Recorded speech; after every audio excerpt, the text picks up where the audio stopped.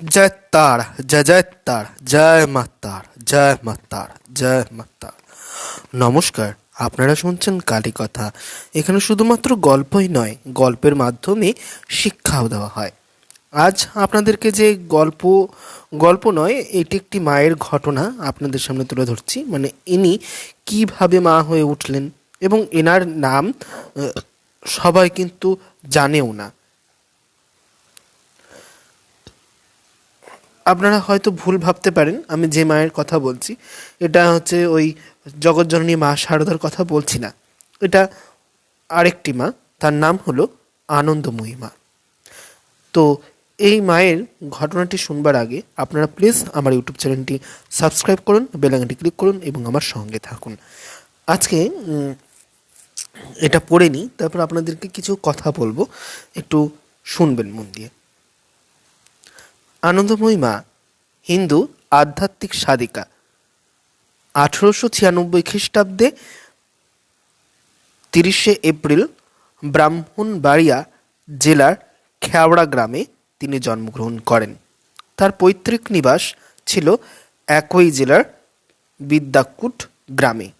পিতা বিপিন বিহারী ভট্টাচার্য মুক্তানন্দ গিরি নামে পরিচিত এবং ইনি সন্ন্যাস জীবন গ্রহণ করেছিলেন। হয়তো সেখান থেকেই তিনি সন্ন্যাসী হন এবং আধ্যাত্মিক চেতনায় জাগ্রত হন, কারণ ছোটবেলা থেকেই তার মধ্যে দৈব শক্তি লক্ষ্য পাওয়া যায়। তিনি অনেক কিছুই দূরে থাকা মানুষের কথাও, এছাড়া কোথাও কি ঘটছে না ঘটছে তা আগে থেকেই তিনি জানতে পারতেন।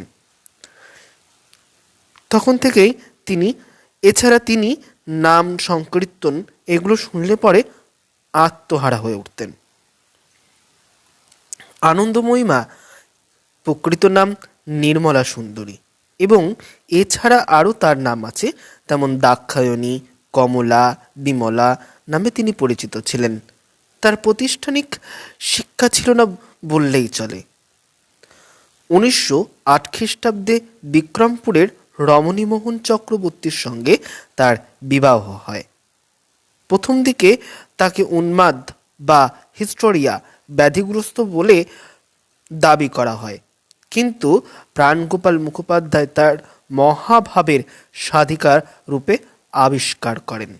স্বামীও পরবর্তীকালে সন্ন্যাস ধর্ম গ্রহণ করে এবং তার নাম হয় ভোলানাথ। রমণীমোহন 1924 খ্রিস্টাব্দে ঢাকার নবাবের বাগানে তত্ত্বাবধায়ক নিযুক্ত হলে নির্মলা তার সঙ্গে শাহবাগে চলে আসেন এবং সিদ্ধেশ্বরী কালী মন্দির প্রতিষ্ঠা করে ধর্মে কর্মে নিজেকে মগ্ন করে দেন। এই মন্দিরেই একদিন বিদ্যাভাবের মাতোয়ারা নির্মলা আনন্দময়ী মূর্তিতে প্রকাশিত হন এবং সেই থেকেই তার নাম হয় আনন্দময়ী মা। ঢাকার রমনায় তার আশ্রম গড়ে ওঠে। তার আধ্যাত্মিক ভাবধারার অনেক গুণীজন আকৃষ্ট হয়েছিলেন। তার মধ্যে উল্লেখযোগ্য দুজন হলেন মহামহোপাধ্যায় গোপীনাথ কবিরাজ এবং ডাক্তার ত্রিগুণা সেন।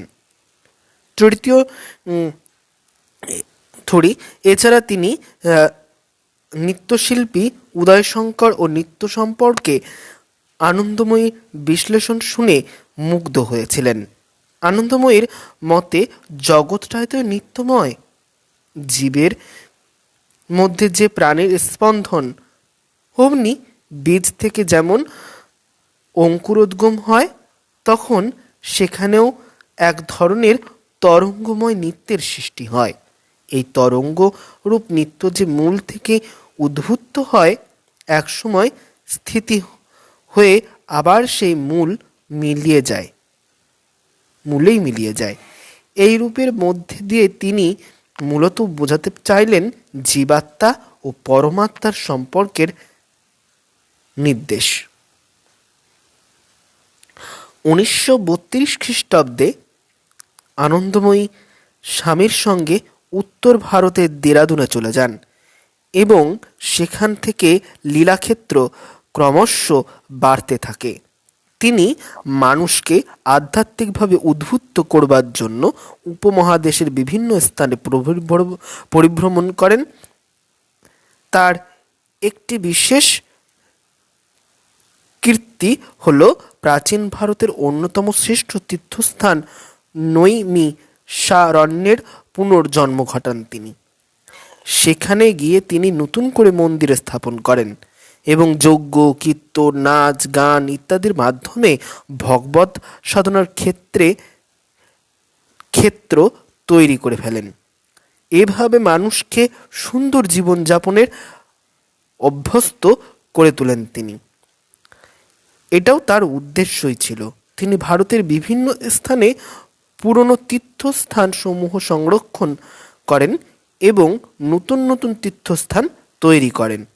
বাংলাদেশের রমনা ও খাওড়া সহ ভারতের বারাণসী, কনখল প্রভৃতি স্থানে তার নামে আশ্রম, বিদ্যাপীঠ, কন্যাপীঠ, হাসপাতাল ইত্যাদি গড়ে ওঠে।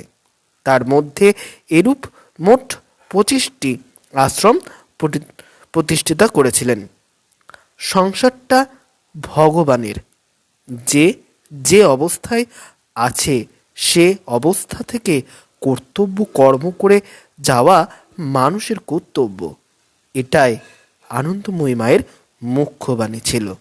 এবং 1982 খ্রিস্টাব্দে 27 আগস্ট তিনি ইহলোক ত্যাগ করেন এবং তার মরদেহ উত্তর ভারতের হরিদ্বার কনখল আশ্রমে গঙ্গার তীরে সমাধিস্থ করা হয়।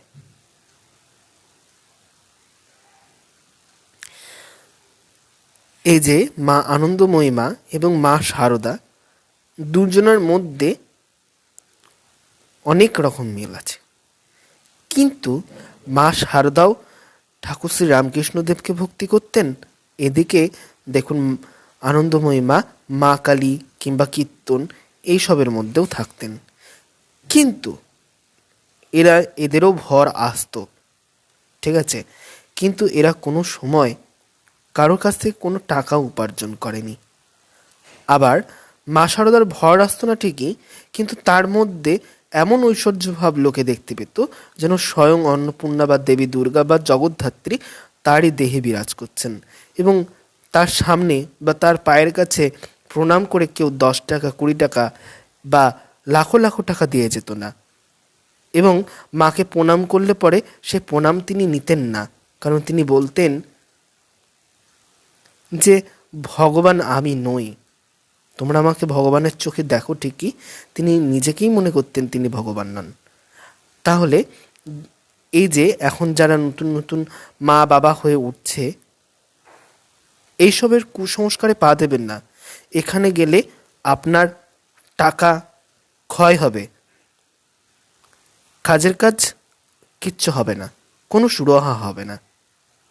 সেজন্য বলছি, কপালে ওই যে ললাট লিখন কে খন দিতে পারে, তাই ললাটে যেটা লেখা আছে সেটা হবেই, এর থেকে আর কিছুই বলার নেই।